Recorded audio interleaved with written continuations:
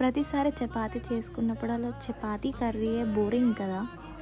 So ఈసారి నేను చెప్పినట్టు ఫాలో అయిపోయింది. ఆనియన్స్ కట్ చేసుకొని అందులో ఉప్పు, కారం, ఇంకా మిరియాల పొడి, నిమ్మకాయ పిండుకొని పక్కన పెట్టేసుకోండి. దాని తర్వాత పన్నీర్ పీసెస్ తీసుకొని ఉప్పు, కారం, పసుపు, కొద్దిగా మిరియాల పొడి, ధనియాల పొడి తీసుకొని మంచిగా నిమ్మకాయ వేసుకొని కొంచెం పిండుకొని పక్కన పెట్టేసేయండి. కొంచెం ఆయిల్ వేసేయండి. నేనైతే ఓవెన్లో పెట్టి దాన్ని సాఫ్ట్ చేస్తున్నాను. మీరు పెంక పైన కూడా చేసుకోవచ్చు.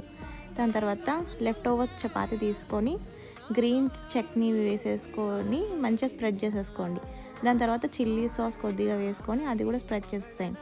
మీకు కావాలంటే ఏ సాస్ అయినా వాడచ్చు. నేను ఇంకా మస్టర్డ్ సాస్ కూడా వాడుతున్నాను. దాని తర్వాత మనం తీసుకున్న పన్నీర్ పీసెస్ ఉన్నాయి కదా, అవి చిన్న చిన్న పీసెస్లా చేసి మధ్యలో పెట్టేసుకొని మనం ముందు వాడిన ఆనియన్స్ తీసేసుకొని దానిపైన స్ప్రెడ్ చేసుకొని రోల్ చేసుకొని తినడం అంతే. Please like, share and subscribe to my channel.